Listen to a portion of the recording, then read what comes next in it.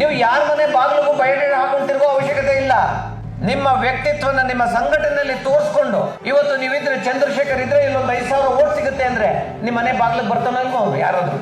ನಿಮ್ಗೆ 5,000 ಓಟ್ ಕೊಡ್ಸಕ್ಕೆ ತಾಕತ್ತಿದ್ರು ಕೂಡ ನೀವು ಅದನ್ನ ತೋರ್ಸ್ಕೊಳಕ್ ಆಗದೇನೆ ಇರೋದ್ರಿಂದ ನಿಮ್ಮನ್ನ ತುಚ್ಛವಾಗಿ ಕಾಣ್ತಾ ಇರೋದು ನಿಜನೇ ತಾನೆ. ನೀವು ಯಾರು ಕೂಡ ಶಕ್ತಿ ಇರೋರು ಇಲ್ದೇನೆ ಇರೋರಿಲ್ಲ. ನಿಮ್ಗೆ ನಿಮ್ದೇ ಆದಂತ ಶಕ್ತಿ ಇದೆ. ಆದ್ರೆ ಅದನ್ನ ಆ ಶಕ್ತಿನ ಯಾವ ರೀತಿ ಒಂದು ಕ್ರೋಢೀಕರಿಸಿ ಇದು ನನ್ನ ಶಕ್ತಿ ಇದೆ ಅಂತ ತೋರಿಸ್ಕೊಳ್ಳುವಂತ ಒಂದು ಲೀಡರ್ಶಿಪ್ ತಗೊಳ್ಳೋಕೆ ನಿಮ್ಗೆಲ್ಲ ಆಗ್ತಾ ಇಲ್ಲ. ಎಲ್ಲೋ ಒಂದ್ ಕಡೆ ಭಯದ ವಾತಾವರಣ. ಯಾರು ಏನಂತಾರೋ ಏನೋ, ನಮಗ್ ಸಪೋರ್ಟ್ ಮಾಡ್ತಾರೋ ಇಲ್ವೋ.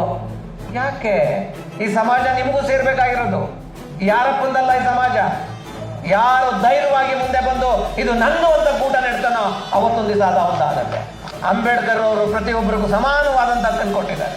ಇಷ್ಟು ವರ್ಷ ಸ್ವಾತಂತ್ರ್ಯ ಬಂದರೂ ಕೂಡ ನಿಮ್ಗೆ ಧೈರ್ಯ ಮಾಡಿ ಮುಂದಕ್ಕೆ ಬರಲಿಲ್ಲ ಅಂತ ಅಂದ್ರೆ ಯಾರು ಮುಂದಕ್ಕೆ ತರ್ತಾರೆ ಹೇಳಿ ನೋಡೋಣ.